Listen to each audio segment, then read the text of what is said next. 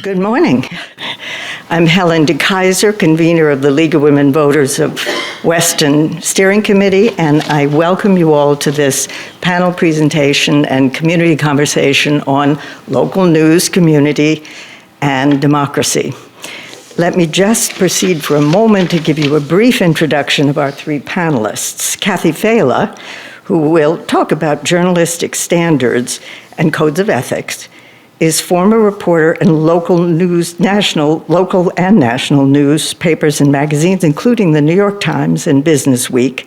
And she's also worked recently as a communications and marketing director for a local private school. Dr. Tom Failla, who will discuss current research on the state of community journalism and the business of journalism, is a former Associated Press and daily newspaper reporter and editor. Tom has also worked for many years as a media relations executive and consultant for major corporations and currently is adjunct professor of marketing and management. Laura Smits, who will present examples of effective community journalism regionally, statewide, and beyond, is a former radio talk show host and columnist and has worked in advertising and public relations. She is currently the vice president of voter service for the League of Women Voters of Connecticut, and as such has supported the League's voter registration and education initiatives throughout the state. Let me add that we will be opening the program to our community conversation and your questions after the presentations, and please be sure to go to the back of the room and use the microphone when it comes that time. Thank you. Kathy. Good morning, and thank you to the League of Women Voters for sponsoring this community conversation on local news coverage, independent local news coverage, I should add. The League of Women Voters and professional journalists have much in common. Both are committed to ensuring that government, as outlined by the United States Constitution, remains open and transparent. Both the League and journalists strongly believe that the American people must be well informed so that they can make the important decisions regarding their lives, their local, state, and national communities, and their government. It is the role of journalists to provide this information in an accurate, unbiased, comprehensive, timely, understandable, and independent manner. All three panelists have worked in journalism and are League members.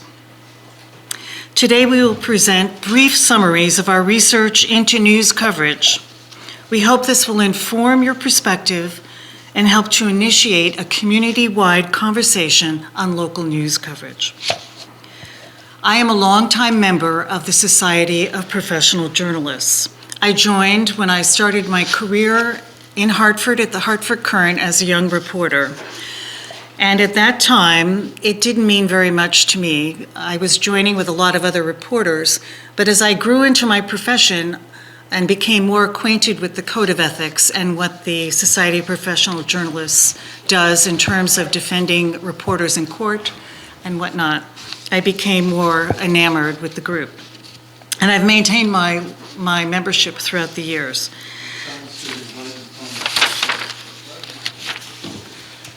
SPJ is the nation's most broad-based journalism organization, with 7,000 members dedicated to encouraging the free practice of journalism and high standards of ethical behavior. Founded in 1909 as Sigma Delta Chi, SPJ promotes the free flow of information vital to a well-informed public. It works to inspire and educate the next generation of journalists and to protect First Amendment guarantees of freedom of speech and the press. What does it mean to be a journalist in America today? Journalists and news organizations face many challenges in the competitive 24/7 news cycle. In an era of social media and fake news, there are many divergent voices which can overwhelm news consumers. Through the platform of social media, an individual can obtain a variety of constant and changing news without ever needing to turn on a television or radio or pick up a newspaper or a magazine.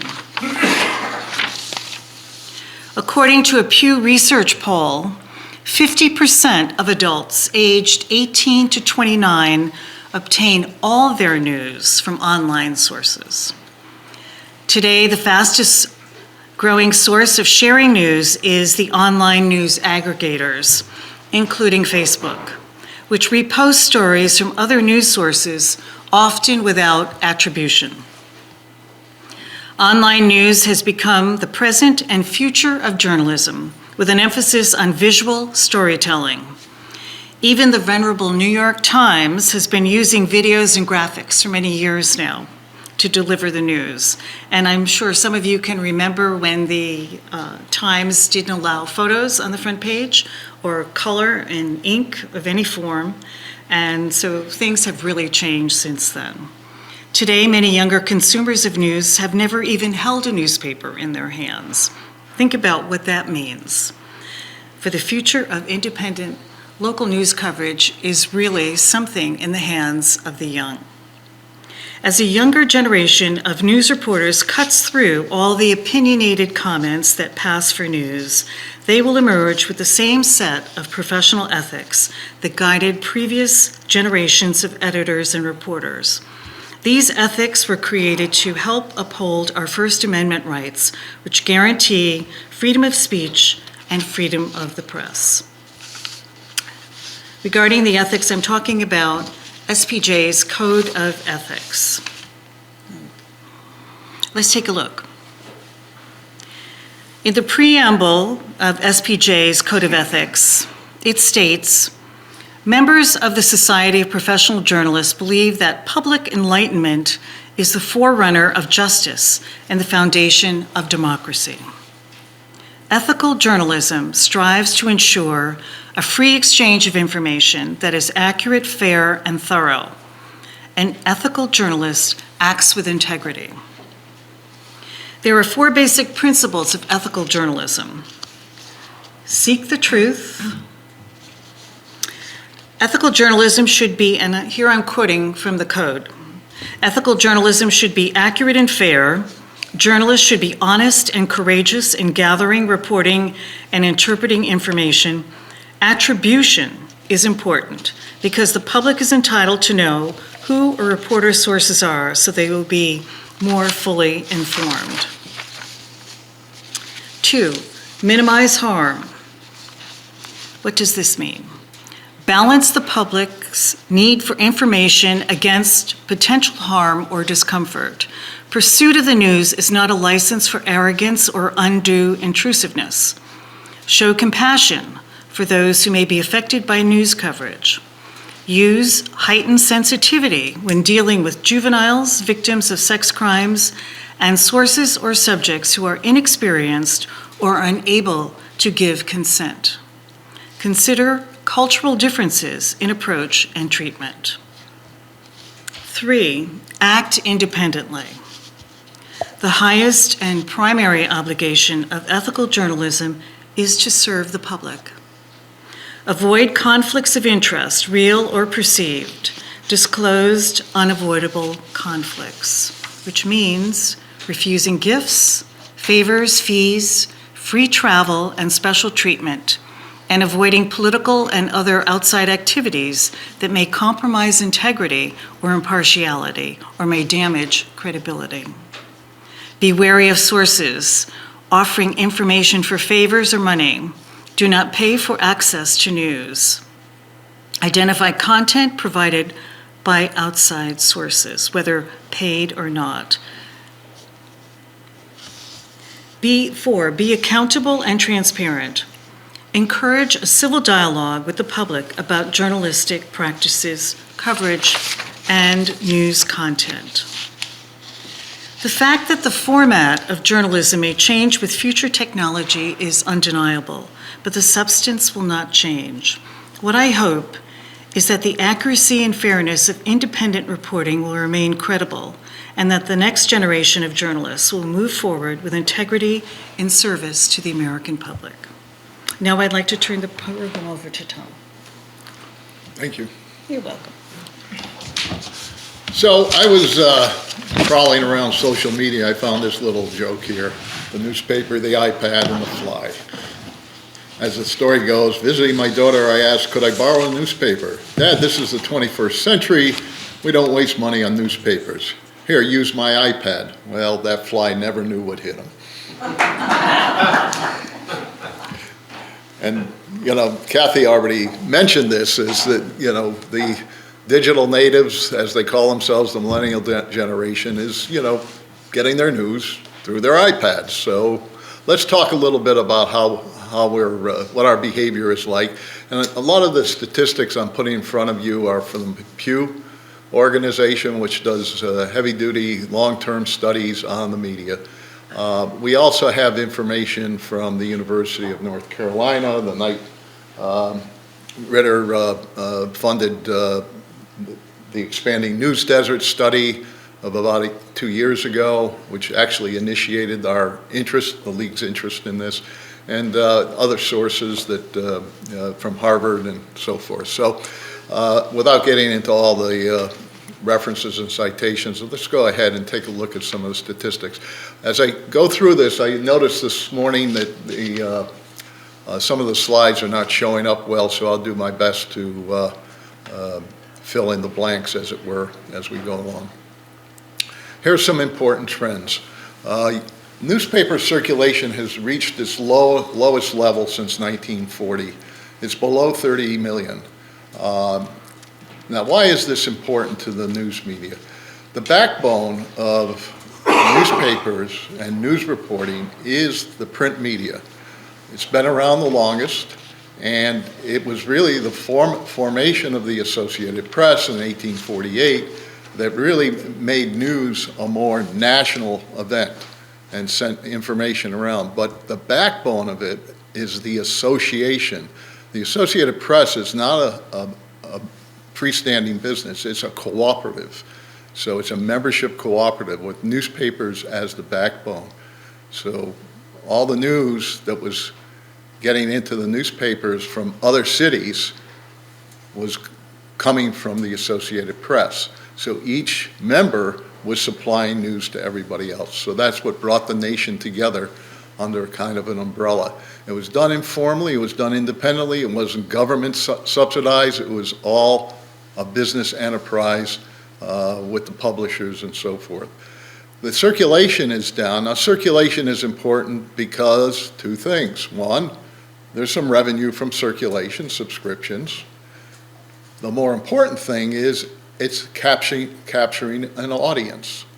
And that audience is of interest to the advertisers. And those numbers are coming down too for the print, for the broadcast. While there's some increase with the digital, it's not as much money is going into that. Social media is picking up a lot of advertising. So we'll go through some of these. What we're seeing too in terms of behavior, people have a preference for receiving news on TV and online, yet local TV news is declining steadily. Traffic to news websites seems to have leveled off. Cable news is a bright spot. We have Channel 12 here that is reporting, but they can't cover everything. And the time devoted to news compared to programming, entertainment, and other things is very, very small. Digital ad revenues grows, but the majority is going to the aggregators like Facebook and Google. Many people in the public believe the media is doing well financially, and that's largely because of the entertainment factor, not necessarily news. And the dichotomy here is that few pay for their news. So let's take a look at statistics. This one you can't see too well, but I'll just say it's just confirming that the daily and weekly newspapers circulation is coming down. So, and in terms of advertising revenues, let's see if I can get this here. Just to ask, that's not per capita, that's overall, so if you. Yeah, those are circulation numbers, the last If you one. did it on a per capita basis, it would be. Way down, below. way down. Yeah, as a percentage. Yeah, in 1940, the country was maybe 100 million. We're 350 million now. All right, just to give you. So you'll see here, the top one says that newspaper advertising revenue is down 13%, and that's just from 2017 to 18. Cable is up slightly. And those trends that I was talking about are really captured here. And the audience, the newspaper daily circulation is down, and it's just 1 year. It just keeps going down. We'll get to another slide that says that. Here's the other trend that I talked about, 41% look at TV, 37% look at online. Look at that, 13 and 8% radio for news. This is a really outstanding thing. If you think about the fact that newspapers and television and radio makes its money through advertising, circulation is there to cover certain operating expenses. The very small, 20%, 25%. The big enchilada for the news industry is the advertiser. What is this showing here? These are non-digital advertising revenues. 125, 127, 126, pretty flat through there from 2012, 2013. It's down to 117 million. We're talking $117 million. Over here, digital keeps going up steadily. It's twice as much as it was in 2013, and it's almost half of the total picture here. Is this just the newspaper industry, or is this? No, it's broadcast TV. It's where advertisers are spending their money on the news product. Okay, so it's a quarter of it's $250 million, a quarter of a billion dollars. Billion, quarter of a trillion, thanks, Mike. Okay, so 2018, 2019, I can tell you that the numbers are swapping now. More than half is going to digital. So what? Real quick, do you have any, it might be coming up, anything on number of impressions generated? It's curious to me to see the digital. So, the total spending's going up, even though you have efficiency, right. between the So two. your cost per thousand kind of thing, number of impressions for advertising. Yeah, there's some, I can dig into here and find some statistics for you. I didn't want I'm to. asking only because of impressions and the type of impressions as it relates to local impact. All right, as so it relates to local news and- what we know about that locally, just to cut to the quick on this thing, is that the Hersham Akron Press couldn't sustain itself on the advertising because it fell off the cliff. It just fell off. They tried to consolidate several towns. That lasted for less than a year, and then they decided, and they didn't decide to go to a subscription model. But I don't want to get ahead of myself because Laura's going to talk about that too. Thank you. All right, so these are statistics that show that what people are interested in. Go figure, we're in New England, weather, right? Weather is very popular, transportation, crime, things like that.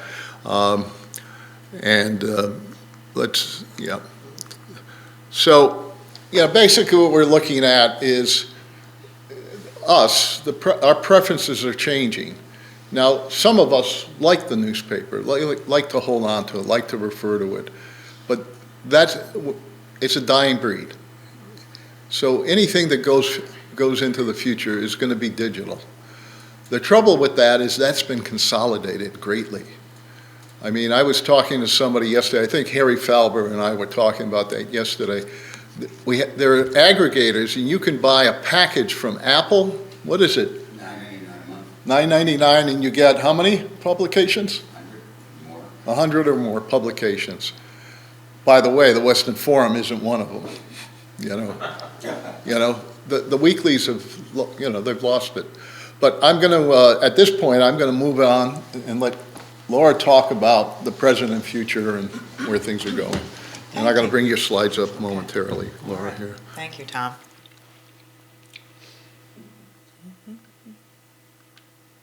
We need some music interlude. Little. Well, we were going to. There we go. Thank you, Michael. Do Okay. you want to click yourself? I can if you want me to, okay. I feel really bad about my recycling bin. As a daily New York Times reader, just about every day on the second page, I don't know if you've seen the Times lately, they're trying to compete with digital, and everything is kind of summarized within the first 2 pages. And it's about how to reduce your carbon footprint. And changing print reading habits is one of the ways to change your carbon footprint. Now, when I travel, I stop my newspaper and I use my iPad mini. Very modern, extremely modern. But of course, I actually have a problem with that. Like a member of an ancient tribe, I keep checking the battery to see if A, it's still working, or if it's getting low, because God forbid you run out of battery. And then I sit there and I'm aware of how hot the device is getting. And I'm worried about if it's going to blow up, because on the internet you see pictures of batteries blowing up in people's pockets and things, so I worry about that. So it's not a perfect thing for me yet. But again, I'm not a native, I'm an immigrant.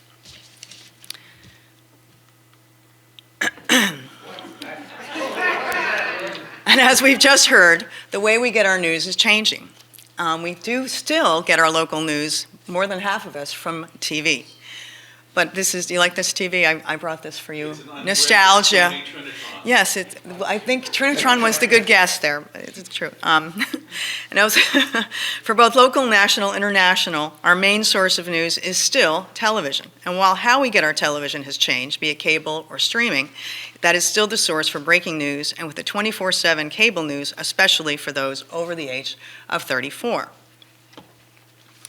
Oh, wait. Wrong slide. Okay. So the TV is like, this is a similar slide that Tom had, the Pew Research Center. Online is catching up to TV, mainly because of younger people.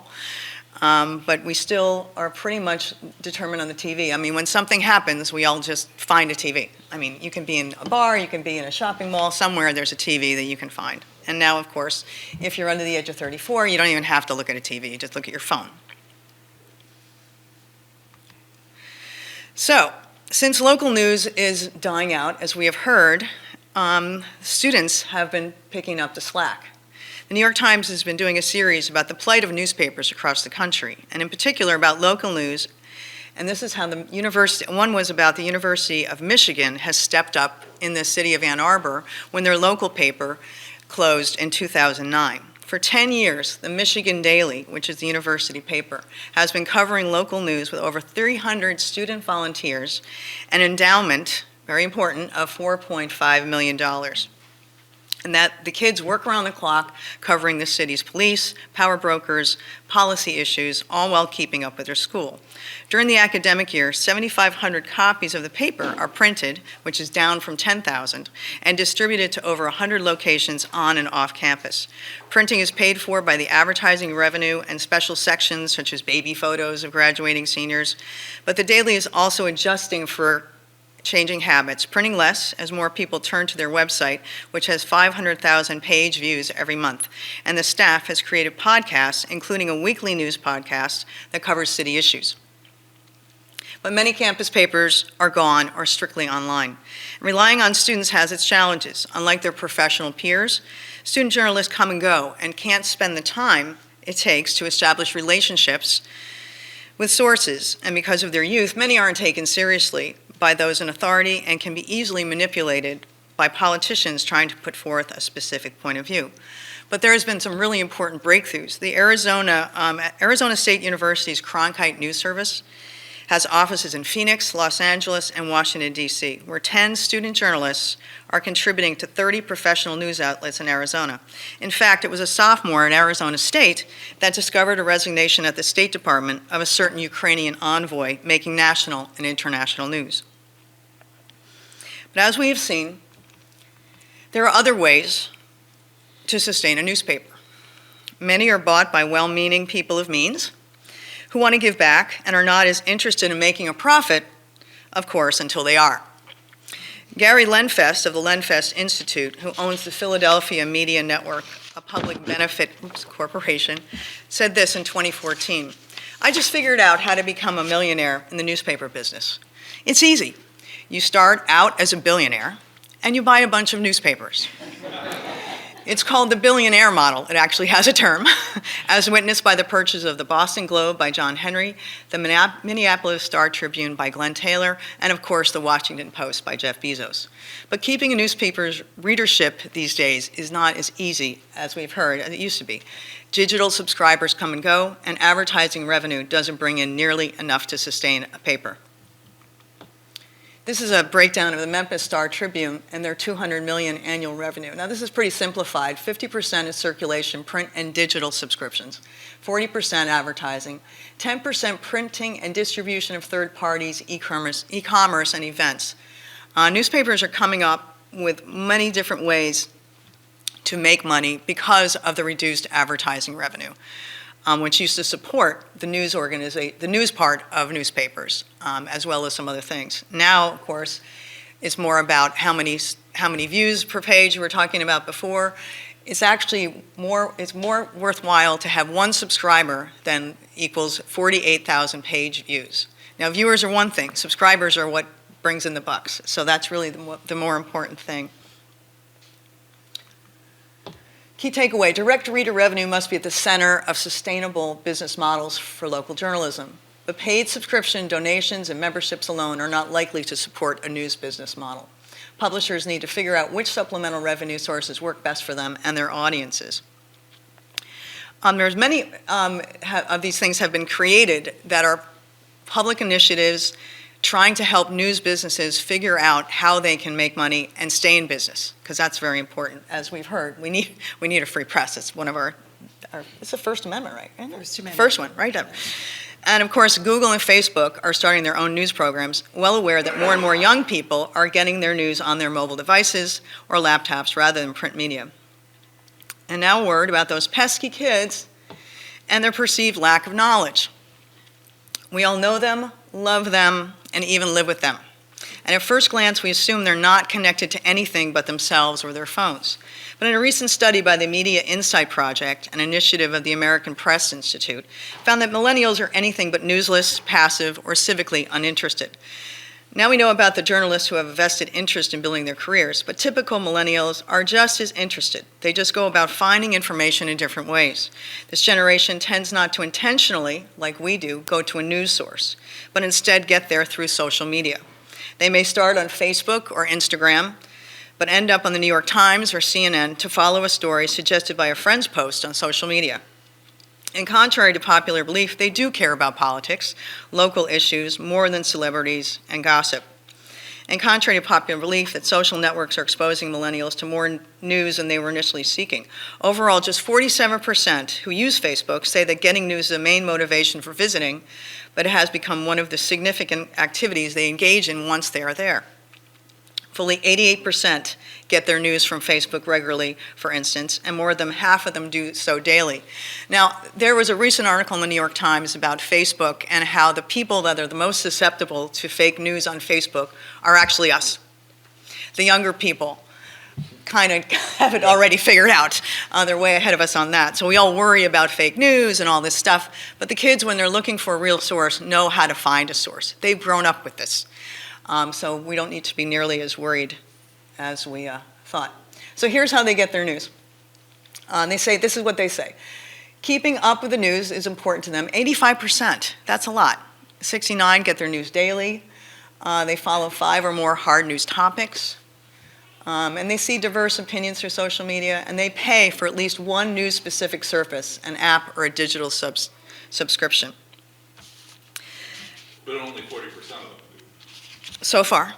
And let's not forget that aging also makes us more drawn to news. Once you start having a family, once you start paying taxes, you tend to be a lot more aware of the world around you. Some of that's just, pardon?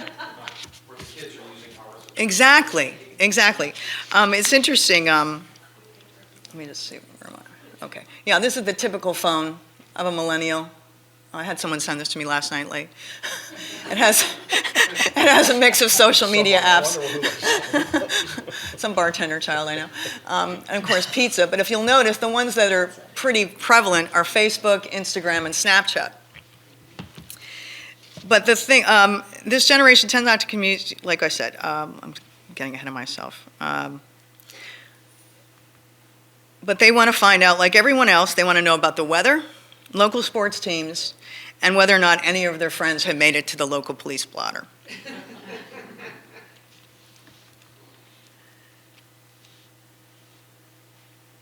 And this is interesting. This is a statistic from that same Pew Research that said local news is actually mostly we get it from each other. Now, we know how that can be. We've all played telephone. I heard at church, I heard in the parking lot, I heard this. But in a way, it's actually one of the better ways to get your information, and we still do it. But we need something a little more specific. One of the models that we have talked about is popular is the, we have the Westport Town Crier. A lot of Westport, Norwalk, everybody has a local source that tells them about their businesses, retail, restaurants. Local news itself, however, is very far and few between. I recently had a conversation with a woman from Lindsay Boyle, who's a digital subscriber for Hearst Media Group. Now, Hearst Media has taken over a lot of these local papers, the Danbury News-Times, the New Haven Register, the Stamford Advocate, Greenwich Times. And basically what they're working on, their model for the future, is that kids, especially young people, do not want to pay for advertising. They will pay to get away from advertising. So the model going forward is more digital subscriptions, less focus on print, and have like apps. They do everything on their phones. And if you have, for instance, my daughter, that wasn't her phone, that was someone else's. There is an app for the Tuscaloosa Times, which is the local newspaper down there. And she looks at that because things happen. That's in Alabama, by the way. Things happen, and she can look right on her phone and get the local news. And that's where she can find her weather. That's where she can get her sports. And, of course, whoever ends up on the police blotter. So it's interesting that we still get our news. There's many different ways we get our news. It's not only going to be about a paper anymore. It's going to be about us finding things online. Oh, I know what it is. The Connecticut Post is the major paper. If we look at what other than the New York Times, I mean, we're lucky we live in a place where we can get the New York Times and it's considered our local paper. And sometimes we have stories in there, not always flattering ones, but sometimes we're in there. But they've done a thing now, I don't know if you've seen this, called Connecticut Insider. And if you subscribe to the Norwalk Hour or the Danbury News-Times, on their websites is an extra thing called Connecticut Insider. And what this does will explore more local news at the surrounding town level. So that if there's something in Weston, the Norwalk Hour on the Connecticut Insider page, we'll have that information about that. When it's appropriate, I have an alternate explanation. Okay, for that. that's fine. Follow it. Okay, that sounds good. The millennials would rather pay a monthly fee and not get ads. So the subscription model is the model we're all heading for. It's easy to say, here's $10. Now I have like Washington Post on my phone, for example. And rather than play Candy Crush, which is my usual thing, I'll sit there and say, well, it's daytime. Do I really want to waste my time playing Candy Crush when I can look at the Washington Post and look at something that's a little more interesting? So it's one of those things now. So these are two people getting their local news. It might be a little bit of an exaggeration, but for all we know, they're reading the same article. The other way to make money on the news, as we've seen, is events. That's a big thing. And one thing the events do, like the wine tastings in conjunction with this co-sponsored by the papers, those are actually community events and bring people physically together in the same room as we are here. And that's something that kids actually want more than we think they do.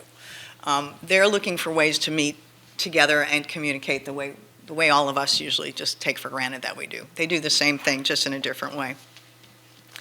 But Weston actually, even without the forum, we're pretty lucky. We live in a place near New York City. We're relatively affluent. We participate in elections over 90% on a presidential, which is extremely high. So we're all pretty clued in. And even without the paper, we have some options. Our population, like I said, We live near a major metropolitan, and thanks to Ted Kraft, we have Weston today. Is it perfect? No, but it's there. It's a good job of covering some of the local stories, and he has over 1,000 followers. And there are Facebook groups, many Facebook groups. I believe Harry's mentioned the Facebook groups to us often. But followers are not the same as subscribers. They don't bring in cash. And Facebook groups are mostly opinion.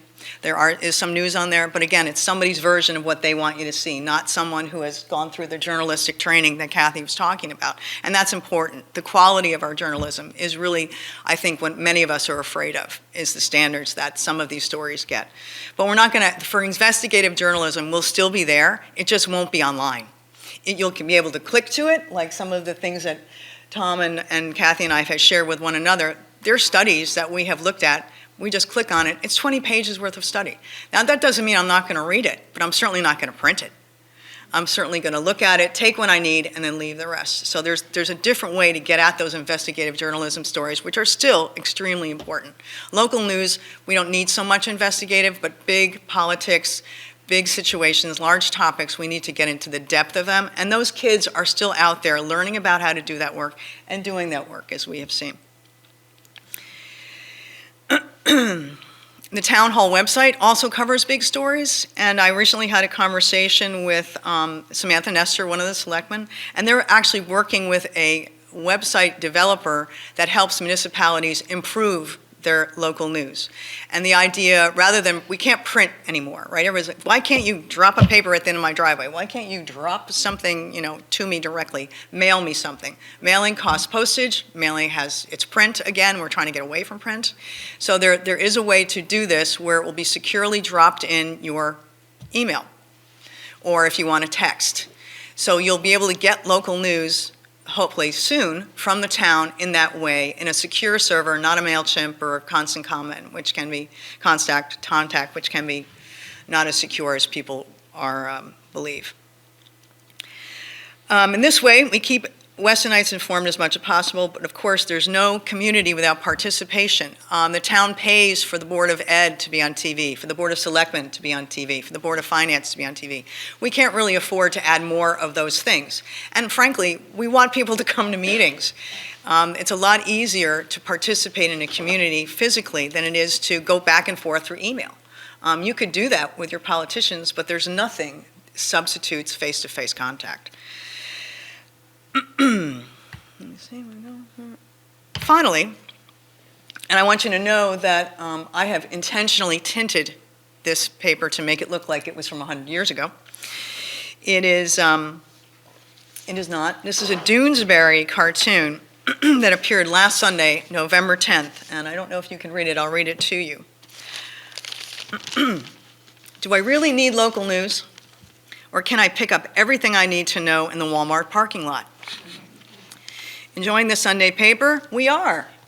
Did you know that cities that lose their local paper suffer a big drop in civic engagement? Really?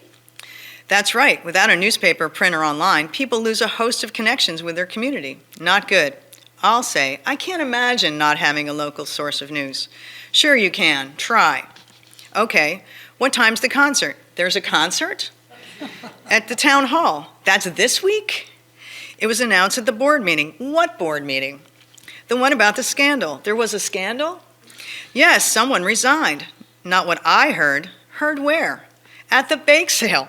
What bake sale? You missed it. Good job. Whoa, where are we? Got me. I don't know. Check the paper. So that's where we are. And if nothing else, we have channel, like Tom said, we have channel 12. A lot of people don't even have channel 12. And not that that's a great source, but it is a local source, and if something's breaking, you're going to find it there. So with that, I open it to questions, and thank you very much for coming, and go ahead and let's start off. Please. Do we need the mic at the back of the room, or can we just sort of? No. I don't think so. I think we're good. Okay. I can hear people. Harry. Okay, It so. might help, because then people can kind of. Gotcha. All right. For a second So to excuse me, I misspoke. take turns. You need to go up to the microphone and have a question. Just to take turns. I'm here at the microphone. This is Okay. Margaret Wurtenberg, and I'll make it short because I see two people are coming up. Thank you very much. That was wonderful. And I think my website might have some answers to these things, but I'm not going to do a promo for my website today. But I go to 5 different boards, the major boards, and I write about it that very night. So if anybody knew where my website was, they could find out. Which is on Weston today, correct? You link No. to? No, it's on your own thing? It's my own website. I know you can link to it on Weston today. No, Yeah? he does not have a link on it. Okay. Never mind. I misspoke. And we'll come talk to me afterwards. I don't want to do any, I don't think it would be principled for me to start announcing anything. Thank you. Okay. Hi, folks. Great presentation. Thank you very much. My question, or I applaud your optimism, Laura, but as a local official in Weston, I can tell you that residents come to me every day saying they have no idea what's going on.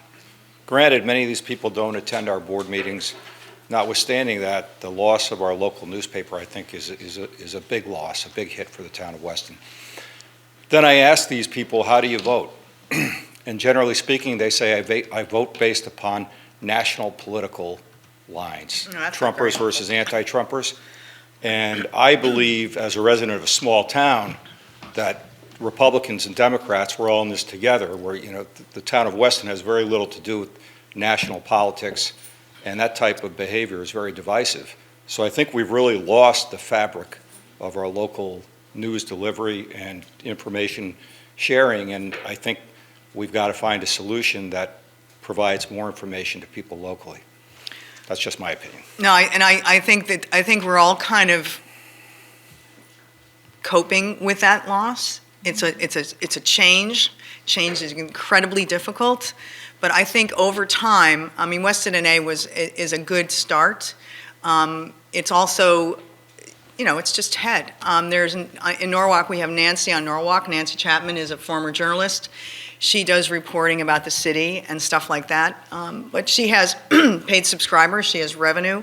She has, to get that, to support it, we have to be willing to pay for it. And only 16% of people actually pay for a subscription to news. That's not a lot. So a lot of people are getting things for free, which is great, except that it's not going to basically give us good journalism. It's going to we get what we get. We Right. get what people on Facebook opine about. We get, you know, what people who are throwing up blogs, right? Blogs are opinion. So it's difficult to get actual journalism, to have somebody pay somebody to cover every meeting, every report, beyond just minutes. So it's a challenge. I agree with you. You know, the recent election is a perfect example of what I was saying. We had one televised or one video debate, right? Well, there was Police just one, commissioners- one yeah, contested there was election. Well, there were 2 contested elections, right? The Board of Zoning Appeals and the Police Commission, but there was one debate. Right. So the entire delivery of information from all the rest of us candidates consisted of position statements published in the Patch or Weston Today. On So the voter there was- guide, the league has a voter guide. Yeah, but probably what we should have done is had all the candidates present at the league presentation, if that's doable, because then a lot more people would have circulated. Could have been a little bit more of a vibe. But my point is that, you know, there was very little interaction between the candidates. There was very little information disseminated, and I fear that town residents don't have enough information. Well, it's definitely a That's challenge, just I And agree. you're on which commission, police?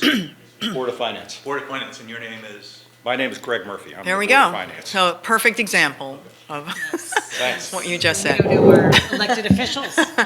I just wanted Thanks, to give Greg. an alternate point of view about the Connecticut Insider and the whole Hearst strategy. Frankly, you know, I was optimistic when I saw that Westport News was, you know, making an effort to get online free subscribers and had some coverage of Weston, as minimal as it might be. But the more I look at Hearst, the more I think that it's a stock to sell short, and there's very little chance that they're going to succeed.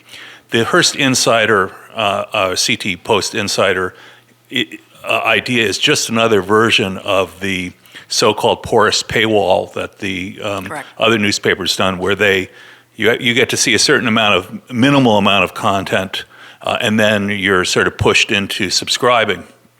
What they're doing with Hearst Insider is basically taking any story that gets a lot of search engine visibility and saying, oh, you can't read this unless you subscribe. So it's not a specific category of news. It's not, it's not insider news. It's just bigger stories. So what you have is a very annoying experience trying to extract news out of Hearst, and the quality of the news. So the reason people aren't subscribing, frankly, is the quality of the news is poor.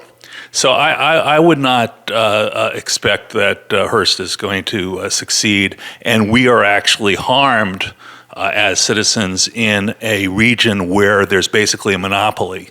Yes, Hartford Courant is a separate news organization. Their paywall is really bad. Yeah, and Not even one.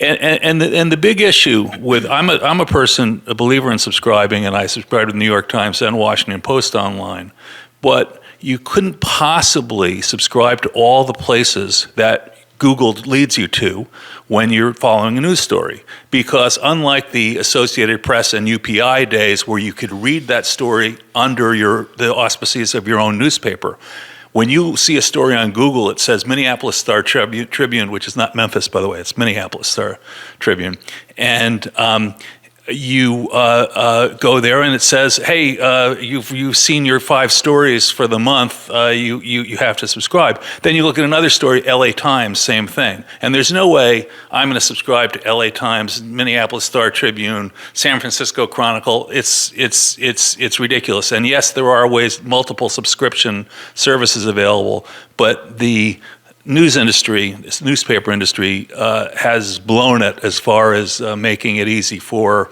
local readers to find news, and I would not count on them to solve our problem. That's basically what I'm saying. I don't think we're saying that it's going to solve our problem. I think the Apple News model of multiple on one subscription is probably more realistic. But it's local news is a challenge, and it takes money. We're so used to getting local news for free. We're so used to getting TV for free. Well, it's not for free. We see ads. We have advertising. Nothing is free. That's not how the world works. But we're all accustomed to, why can't I go see this? And online, when you hit the paywall, it's frustrating. But at the same time, they have to pay people. They have to make money. So it doesn't work. It doesn't work as well as it wants to. I know. I totally agree with you. I think it's still evolving. I don't think we're quite there yet. I think we'll certainly still working out. The Washington Post and the New York Times, it does not work for the Connecticut Post. Yet to be seen. No, Go ahead, Harry. I think there are a couple of things. If you go back a couple of decades ago, there used to be secondary readership on subway, for example. Someone drops their Daily News or New York Post or New York Times, and someone else will pick it up and read it for the rest of their ride. But, we all have to look that things evolve and things have to change, and we can't look back. I was in the advertising side of the newspaper business for the New York Daily News when it was a conservative newspaper and the Post was a liberal paper. And it was interesting, but a disproportionate number of the medium-sized to large-sized communities had dual newspapers that had usually dual opinions. And so there was dialogue back and forth depending on who you want to listen to, who you want to read, and what they said.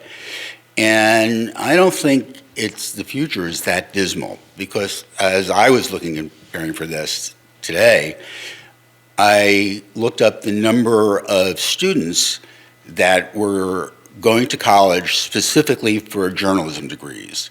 And colleges are throwing out close to 14,000 fledgling journalists a year. Correct, large number. Which is, to me, I think that's it. Not only is it a decent number, but it's showing that this very young generation is fiercely independent, and they are looking to contribute to a dialogue and advancing true news versus news that someone is crafting with AI or someone is changing to fit their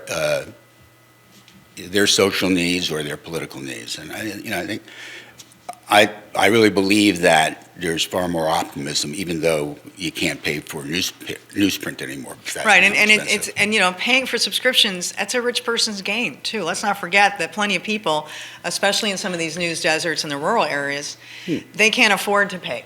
So they've got to rely on their libraries. They've got to rely on things that are still free, that have endowments. I mean, a lot of journalism is backed up by a lot of people with money, and it's a good thing they do, because otherwise we wouldn't have Right it. now, it's transitional. People are resisting It's a transition, paywalls. exactly. And I think over the next decade, fewer people will resist subscriptions and paywalls. It might be more like the Apple one, where you can Get a group, get 10 right. newspapers, and you could choose Right. and say, you get a maximum of 10 papers, these are what I want to read from. But I think, the country's becoming more literate, and, a good percentage of our company is looking for truth in news versus opportunistic news. And the younger people are much better than we are at sorting that out. We just assume they're not, but they're much better at it than we are. They are much better at it. The other thing too is, So I'd like go ahead. to say something about the state of employment in the news industry. In 2009, there were about 120,000 jobs in the news departments of newspapers, radio, television, online, all the news media going on, cable. Today, there are about 80,000. It's a big drop. All right, I guess It's it's a 25% 47, drop. 48% drop. And the newspapers have lost half their newsroom staff. So go figure why the quality of news coverage is not doing so well. Well, and it's also going to AI. Columns are written. Because the people who are running the businesses are looking to maximize their returns. Mhm. And they're cutting back on things, and the quality is going downhill. So for those 14,000 people graduating from journalism schools, they're going into a diminishing field. Now, what do you think they make on average, a journalist, after? Not as much as they used to, and Two they were years, not that, 2 many years. of them were not that well paid years ago, too. The average nationally is 40,000. A reporter makes 40,000, an editor makes 60,000. Now, if you want to launch a paper here in this town, that's the kind of money you're going to have to pay. It's not the highest paying jobs, but if you had a reporter and 2 editors, think about this. I mean, an editor and 2 reporters, and you got some good coverage, and that's about what the Weston Forum was doing, all right? So figure 60,000 and 80,000, it's 140,000. Then there's benefits on that. Maybe it's a $200,000 budget, all right? And that's just for the labor, and that's just for the news reporting. Then you have all the other attendant costs. So it's going to cost you minimum $300,000 to run a newspaper. Now we have 3,000 households, 3,500 households, maybe a third subscribe.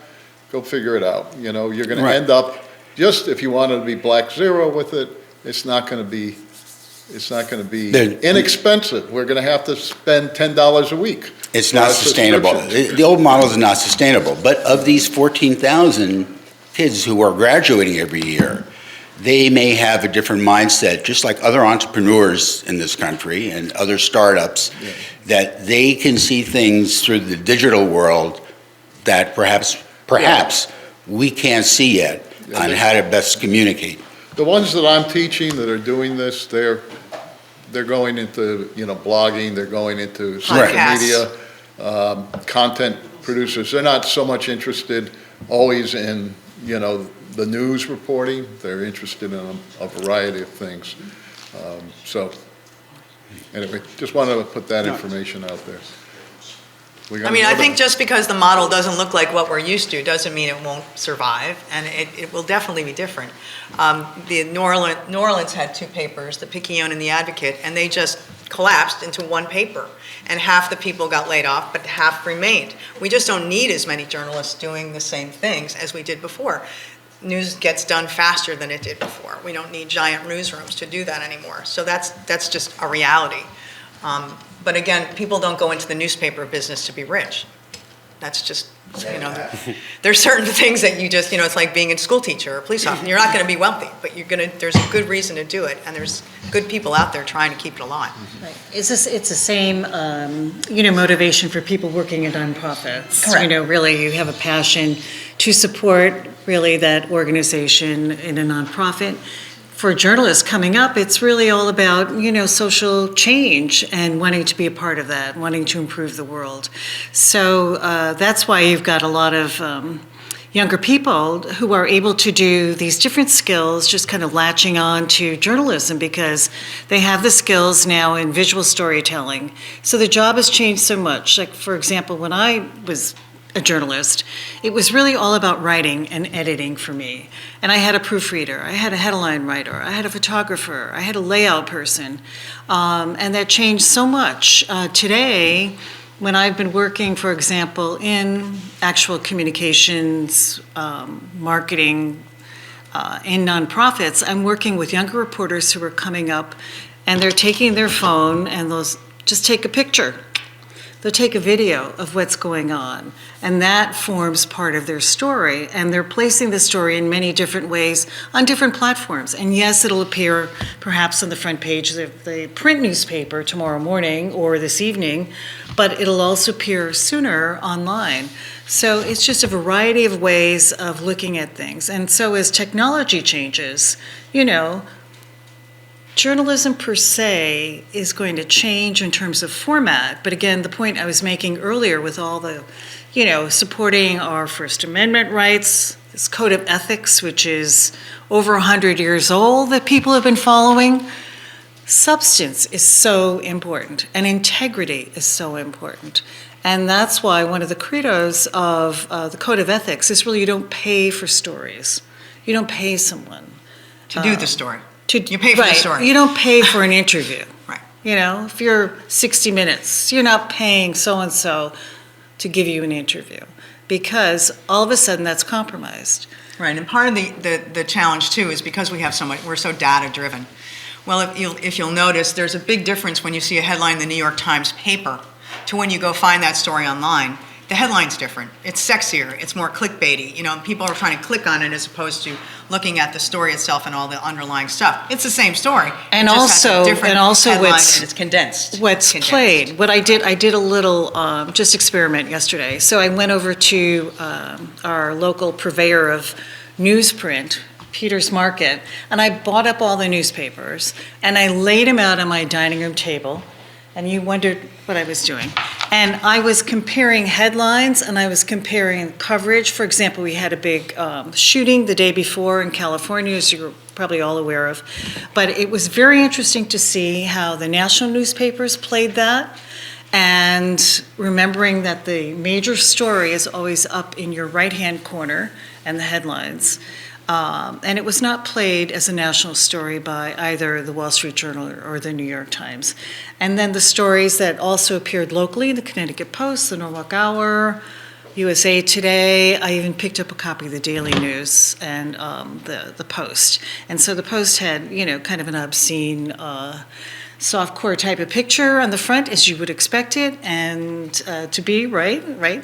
So no content about what was happening in the rest of the world, just.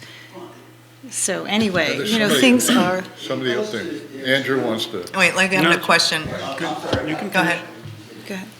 Harry, you wanted to comment or Finish. something? Just about that, I don't think also that many young people have heroes or heroines in journalism that we grew up with. There's no Pete Hamill, President of Maggie Haberman, that doesn't have that that iconic strength that people want to read her every day. Right, so things are being played to an audience, and it's usually at a low level, so. Okay, I'm sorry to hold you up. There are also less choices at that point. Where Right. you had 3 network anchors And Yes. people kind of gravitated towards that, and now this saturation of the marketplace is much different. And it was I'm always a Andrew, per by the child. way. Thank you for this panel. You're speaking my language. I'm in communications, so this is certainly dealing with the changing media landscape is certainly something I live day to day. 2 points. One, from a local perspective, I'm also on the Marketing Communications Committee for the town, and one of the first things that we were mandated with was to fill the gap between the loss of the Weston Forum. And through that, what we did was look at where people were, and the stopgap was using social media to message out. With the survey last year, there were flyers, and we went to different places to sort of get the information out there, and that's been true for the library event, for the library situation, for a number of events in the town, including Founders Day, which we reached out to all the different constituencies and groups within the town to promote that event. So we have found a way to sort of fill the gap between the loss of the Western Forum, which, if you look at it, was a very small subset of people who actually got the forum versus the number of people in the town. So it's our responsibility too, as citizens, to sort of get information in ways that, you know, fill the gap between what was the forum and what is now the forum. And that includes online, which you talked about, the town site, which will be launching in January, which will be much more interactive and informational. So we have a responsibility as citizens to seek out the information in places where it's available. That's my first point. Second point, Tom, can you talk about the changing advertising model for publishers? Because, you know, a lot of what their advertising model was based upon was car sales and obituaries and all different things where they had a certain model, and now that's changed. And I'll be a little optimistic here by saying that while the model has changed for print, it's allowed digital opportunities with video. So advertising, while the traditional models may be different, there's much more of an opportunity on different platforms for content providers and newspapers to actually gain revenue and in many cases increase engagement of their audience. Yeah, so it's more targeted than ever before, and there's more measurement coming through. You asked about the cost per thousand, you know, cost per impressions, as you stated, and so forth. I was just looking up some things there. It depends on what you're buying. You want to click through to your website, or do you want to buy the sale? It's $2 to the website. It might be $5 or $6 for the sale of the item. There's also a lot of bot fraud going on out there. You know, sometimes when you go online and they want to make sure you're human, you have to put a code in or a number. You have to identify something yourself and say you're not a robot. The estimates on bot fraud is something like 25%. Now, what's the incentive for bot fraud? People who are running these, selling these tools and so forth, they want to show a lot of hits because they get paid that way, right? That's the incentive for it. It doesn't help the advertiser at all to have a non-entity, a robot, coming into their website. So a lot of the smart money is going with, the actual sale, click through the sale. But so two things: it's more targeted. You can get your segment down, and then you're familiar with Claritas,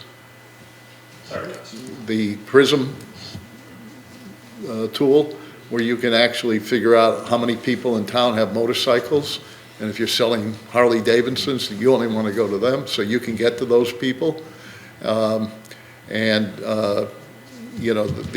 other thing is that you have better measurement tools, results, which is king in the business world today. ROI, your return on investment. So those are the two major differences now. I just want to add, Laura was talking earlier about Hearst, and being both a member of SPJ, but also having attended some of these conferences and also having been on the other side where I'm actually purchasing advertising, it's pretty scary, some of the things that Hearst Media is doing and is planning to do in terms of the algorithms for researching and targeting consumers. Right, to the underline what monetization Tom of was the saying. news is the biggest It's, challenge. it really seems unethical to me, but, There's it's a a lot of- total invasion of privacy, so. And a lot But of condensed. that's for another league forum, Helen, so we'll get into that. Go ahead, I'd like, first of all, great discussion. Thank you to the league and to the panelists for taking their time to make these points. A very important and vibrant discussion. I'd like to make a couple of somewhat related but also somewhat random points and ask you to comment on them. I speak as someone who grew up with print, wrote for many, many print newspapers, some of which have been mentioned today, most of which are out of business. I think of the 120 print publications that I contributed to over the course of my career, about half of them are out of business, and some of them have been converted to nonprofits and so forth. But one point I would make is it's not so easy to be a subscriber to even vibrant print publications. I still subscribe to the print New York Times and Wall Street Journal, as well as, of course, the online versions. And actually getting a newspaper delivered to your door in Weston, Connecticut is a weekly battle with the customer service departments. And actually putting your newspaper on hold when you go away on vacation and then getting them to start up delivery again, and have the same local delivery company actually remember who you are and where you want your paper delivered, and actually getting a newspaper wrapped in enough plastic to sustain a snowstorm in Weston, Connecticut is And not not get eaten easy. by the snow blower. Right. That's the other And challenge. These companies really don't want to be delivering print newspapers in Cost effective. places like rural or semi-rural I still have my Connecticut. Hartford Current bag. I used to deliver 120 papers on a Sunday morning. That was a heavy load. So, and one of the things you prize about print is its immutability and your ability to collect it, and several of the panelists talked about that. Well, after your newspaper has been shredded by the snowplow, and you're trying to, preserve this important headline about impeachment or an election or something, and, you have to call the company to send another version. Oh, we're out of them. So print is not being sustained even by the people who have the biggest stake in it and say they're committed to it. I don't think it's going to disappear, but there is an ineluctable connection between the architecture of what I would call 20th century democracy and print. It is not an ineluctable connection between democracy and media.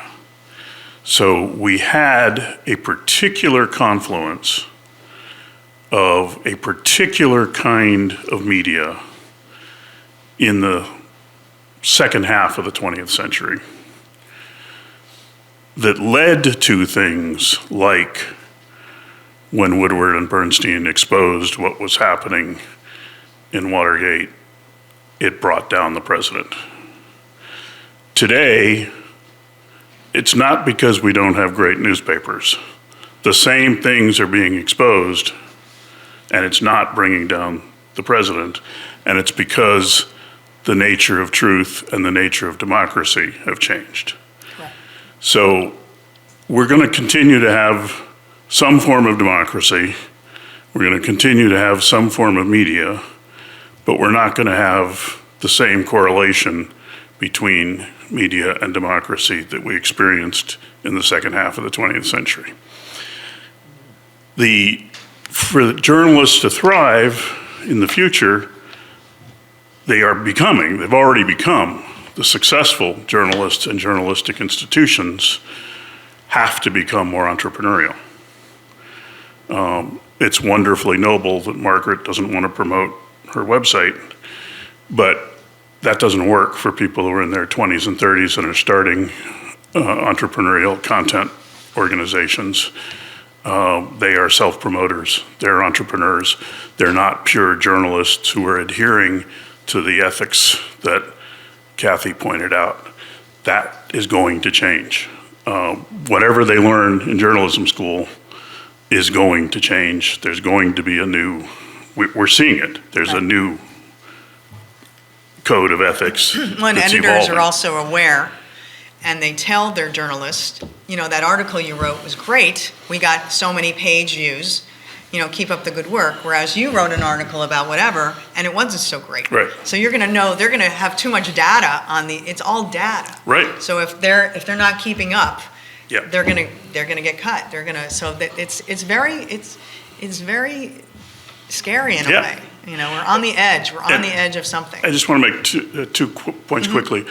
The local television media, since Altice has taken over Cablevision, there is actually much less local Connecticut content on Channel 12. And the weather on 61 is frequently recycled from the day before. So, you know, while it's storming outside, they're giving you a report that it's going to be fine today. And they're, you know, generating automated weather reports from a remote location without somebody actually being in Weston, Connecticut and giving you the Weston weather. And there's going to be a bigger trend towards that. I miss the Weston Forum as much as anyone, and I would appreciate suggestions. I'm a relatively passive information gatherer about local events because my focus is on national and global events. And I used to use the Weston Forum to keep me informed of local events. So I'm not sure what the best social media and web online information is in Weston, and I hope that develops more robustly than what I've seen so far. But I think it is a big loss on the one hand. On the other hand, for all the reasons that people have mentioned, relying on some comeback for print while there are little signs of what student journalists may be doing or what, you know, various creative people may be coming up with in nonprofit print forms. Eventually, the real issue is what kind of ethical, social, philosophical considerations are we going to put into digital journalism, and what kind of thought as a society are we going to put into digital, because that's where everything is going to end up, regardless of little positive signs on print that we may see picking up and down over the next decade. Thank you. Well, thank you. And I just wanted to add, you were talking about the ethical and philosophical considerations. Laura mentioned that there is a plan afloat to create a website, a news website on the part of the town. I'm not quite sure. I haven't been part of the talks. Andrew. It's a relaunch of the current town website, which will be much more robust. More interactive. Interactive, and you will get, and informational. I mean, there's a lot of information there, but the presentation of it now, you can go down the rabbit hole, like, well, where is that? And this will be much more dynamic and much more focused and much more interactive, and cleaner in design, looking, appealing. So it will be a resource that currently exists, but in a much more robust way. It'll be more concise, okay? I hope it doesn't really get into news reporting, because the important thing about getting the news out to the public is keeping it independent. So if you have a local government reporting, and it's almost like being the Soviet Union, the old Soviet Union, where you had control of the newspapers, you know, you're not going to get unbiased, transparent news reporting. It's great for events. It's great for telling you who our local officials are, so we know who Greg Murphy is the next time he gets up to the mic. But in terms of coverage of the news, I would really hope that does not occur. No, and that's not the plan. And I can tell you because I curate the site, I curate a Town of Weston Facebook page, and the site, if you look at it, it is strictly, there's no opinion, there are comments available, and there's no bias. It's just like, this is the Founders Day event, this is Election Day, this is that. It's very, it's mirroring what, if the site. That's great to know, and that's a great resource. Exactly. It's fulfilling the bulletin board function Bulletin board. that the Thank you. town clerk's office. Which is what most of The them town are. clerk's office, right. Wait, we have a person at the mic. I think. There's somebody at the Okay, mic. we have someone at the mic. Thank you. Yeah. Harry, we'll talk You later. can get back up there, Harry. Get There's back one. on. We'll talk later. Go ahead. Hi, my name's Irene. We've been in Weston for a few years now, and we did used to receive the Weston Forum. Then it became pay for, and we didn't think it was worth paying for. The issue that I basically, to summarize what we've heard, which is a great summary of what's going on right now, is I believe that we're at a precarious time where the old way had disappeared, but the new way hasn't quite coagulated. We're in a void where our kids are not using our source of media, and our source of media is rapidly shrinking. Where do we go?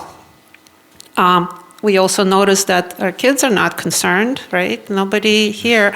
There are no kids here. We're just boring old people. I have a benefit of being an old person, working in a computer industry where that is predominantly dominated by young people. They know where to go to get their news. And when we talk about Facebook, by the way, they don't use Facebook anymore. They've moved on. They've used some Twitter, but currently they're on Instagram. Who knows what's coming up next? That's right. We are talking about newspapers or publishers coming online, and then they are leaving. So there is a flux, which is normal. So we come to the old saying that the only thing that's constant is change. So how do we function as a Western community in this constant state of change? How do we know where to get our information? That's really where it's at. We know, for the national information, I'll go to CNN, I'll go to NBC, I'll go to Fox News, I'll listen, I'll look at all the different opinions and I'll formulate my own. Right. That's what our kids are doing, essentially. And like you said, they do end up at all these major sites. There isn't such a thing for local news. Honestly, I'm embarrassed, but I didn't know there was a Weston Today. I did not know, other than Googling westonct.gov, that there is That's the town website. which is the town website. There is absolutely no easy way to find this tiny little Weston, which is, by the way, nobody even knows exists. People who live in Stamford don't know Weston is in Connecticut. I believe that's intentional on our part. That's a well-kept secret. No, I know. Yeah, that's where a big secret. That's right. Nobody can find us. Nobody can find us. So it's the same thing online. No one can find us. Okay. So go ahead. So one thing that this is kind of a crazy idea, but advertisement to me is still necessary, because how would I know where things are, where the sales are? I use advertisement. Our kids, unbeknownst to them, even though they turn it off, they still do get their information from some advertisements. A great example was the local elections, right? I would think I wouldn't know the names of the candidates unless I saw those things on the ground sign, whatever you call them, okay? Lawn signs. Lawn signs, that's advertisement, okay? Great information, at least I was going into the polling station having driven by this lawn sign. Why not this idea? We are guaranteed, because we are a commuting town, that we are guaranteed to drive by a handful of corners. We do it, our kids do it, school buses do it, everybody drives through 3 key intersections.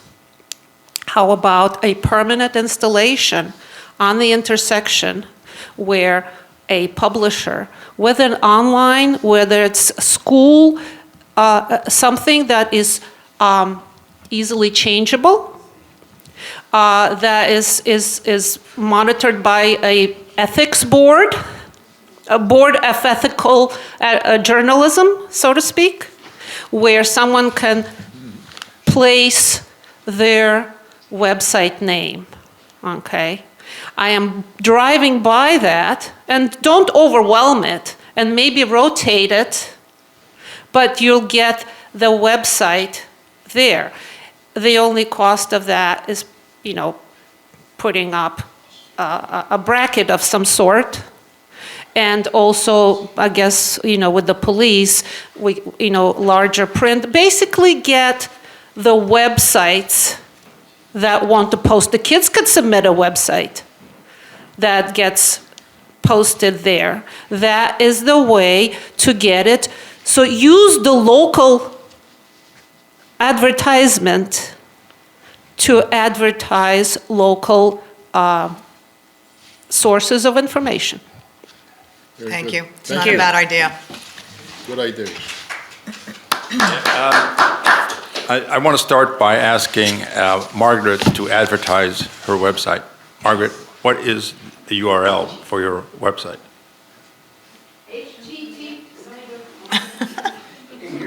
We don't. She's going to do it. She's going up to the mic. It's called About Weston, and the URL is http://www.aboutweston.com. And that's where you get all the reports that very night. The also through On the league site, yes. yes, also the league has a site. Yes. Right, and it's unfortunate that you were talking about not knowing who the candidates are. The league does a voter's And it guide. was on the league. Yes, which we did. Which we did, and she doesn't know, right. And We so, had it. so exactly, if you don't know where to go in It was first on the place, town website, as a matter it of was fact. a link to right the town at the website. top. Yeah. But I think your idea about putting the town website even up there, probably Yeah. people don't even know how to get to The that. league website is HTTP, it's on the town website, but it's www.lwvweston.org. And that has all the town meetings having to do with the Board of Selectmen, as well as anything that's a P&Z meeting, especially having to do with the town plan. Right, so there is some information, it's not perfect. I mean, it's certainly not, it's not the forum. We don't have a dedicated reporter. It's an ever-changing world of internet. You have to have a way to focus. You got captive audience driving by. Focus them. It's a good idea. Good. My 2 points were going to be that first, I'm hugely interested in the topic of ethics and standards in journalism, which I, probably other people feel have slid tremendously. There is a lot of intrusion and there is a lot of questionable ethics going on in journalism. And the nature of journalism is changing. In that series of New York Times articles, Laura, there was a piece about a student newspaper. They were covering a local story with demonstration, etc. Pictures were published in the local newspaper, in the college newspaper. And the college got great pressure to shut down that newspaper. Got that one. And one of the journalism students was quoted as saying, well, we all have to have empathetic journalism now. And to me, that's just, anyway. Correct. Then I was going to make a modest proposal, which is that create a budget line in Weston to fund an independent, if it could remain independent, local news source that's delivered in mailboxes. So Like physical mailboxes or email boxes? physical Okay. or email or both. It's a heck of a budget line, as Tom was suggesting, at least $300,000, $400,000 a year. And taxpayers probably wouldn't put up with it, but that's one way. And finally, I'd say that I really applaud all these efforts being made to push information at us about what's happening in town. What's missing is one of the fundamental tenets of journalism, which is to speak truth to power. So what we're not getting is, why did Arne de Keyser on the board of ethics decide to sell newspapers, being subsidized by the town? I mean, I'm just trying to create these things. We don't know what's happening in terms of holding our officials accountable. So that, I bemoan that. Right, While I I think- applaud the news being spread around. And that's interesting that you talked about that article. I was reading the article about this campus clash. There was a protest, and one of the people in the protest complained that one of the student journalists took a picture of her. And it was, I was going to a protest. I didn't want to be in the newspaper. I didn't want to be in the thing. And I'm thinking, well, you were in the public. Do we have to now be empathetic to everybody's feelings about, well, if you're at a protest, sounds to me like you're going to get, there's an obviously a chance, yes. that somebody is going to A, recognize you, and B, post a picture of it, Get you especially in a now. crowd shot or Especially something. now. So it's kind of like the college journalists are dealing with subjects we never had to worry about. So you have to They've get got rid they have of- to have, the safe space problem, right? The whole empathy problem Right. about Well, feelings getting hurt. It can be a little ridiculous Yes, if you have to it's a sign little much, a little much. waiver every to go to time a you take a protest. picture. There, Go ahead. Okay. there are a few Harry's things. back. Again, looking at the complexion and your comment about the demographics of the room here. In hindsight, I wish there were at least two other people here who used to live in Weston, in 2006, 2007 graduates of School Road. We have Amy Bauman, who's a reporter. Allie Bauman, yeah. Allie Bauman, rather. Channel 2. On Local Channel news. 2, CBS. And David Burstein, who is a commentator, on and off commentator on Fox and some of the other cable news stations. And to get their perspective as a younger millennial generation of what has been, what's driven them to be on broadcast media or broadcast journalism versus print, or both. It doesn't matter. And to the thing about electronic signs with, I'm on P&Z, and there are two things. Number one, You're not enforcing the sign ordinance, are you? I'm going to enforce Are the you gonna sign start order. The that? two things is that, A, you have our main road is a state highway, and they just won't allow it. That's number one. And number two, we're trying to capture the local small-town feeling of Weston, and I don't think electronic billboards, and by the way, that's probably the only way you can get it up there. Like the lawn sign model. Is, Yeah. I'm also against lawn signs, but that's just personal. What? Well, it's like only, the most inexpensive the fact is, I love billboards because you've got to get your selling message across in 6 words. And, it's just that Gotta do something. for Four Corners, the town is, and the planning and zoning, as well as, the other different boards are saying, how do we preserve and how do we enhance the uniqueness of the town of Weston? To me, the advertising on the Onion Barn is symbolic of what our small town is about. And that might be a place. And that's not a where- bad idea, to put up the websites that are relevant on the Onion On Barn. the Onion Barn, that's where I was just jumping to, I'm There you saying, go. we have a place. And, to say, here's our community outlets. Let this be the Let me ask you, how many young people are moving in to Weston? A lot. They're a lot more than you A think. lot. Who are we preserving the court character for? You see, we can't, Come to church with me. you can't. I'll show you. Go to Lunchbox in the morning with all the toddlers. By the way, our town is just as guilty of fake news as everyone else. And, we have lots of commentary about, hand wringing moving down, population moving down. But if you did a grandfather-grandmother survey and you see the number of young families, the children they're not at hurlbutt age yet, but they're moving into it, and they're older parents because the millennial generation is getting married later and they're having children later. And just where I live, there's 4 or 5 new kids that are just below entering into hurlbutt. I think Okay. we're going to have to wrap up. Exactly. I know Helen would like to do that. I want to just comment. I will stay. Yes, please ask questions afterwards for those who want, but we are running late.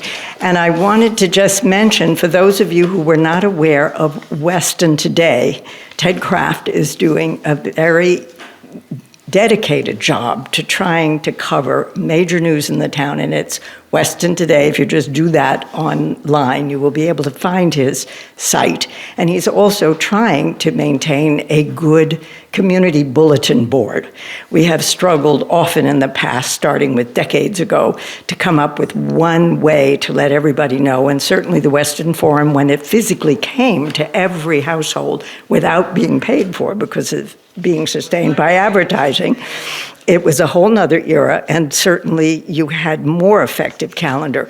But a calendar is always difficult to keep up with in the broadest community terms. And Ted Kraft's site does have a calendar, which is very effective, and he tries to cover a lot of the areas of news. I think the town and their new initiatives is also making a really strong attempt to reach out to residents. You'll be able to sign up for a push, I gather, of information of your choice, or modified in some ways, like the old Code Red was one size fits all. And I think this is all very important for people to not only hear about, but of course spread the word. And then the League of Women Voters has events like our State of the Town, which was held earlier. And then we're going to do a Speak Up, which we've done for many, many years, every February, where the heads, where all the town board, committee, and commission chairs, or at least the vast majority of them, come and are open to conversation like this. But in the meantime, and there is a Know Your Town directory which the League maintains, and as of next week, we will actually have the updated with election results up online toward the end of the week. In any case, please join me in thanking our panelists for this important conversation. And thank you for coming.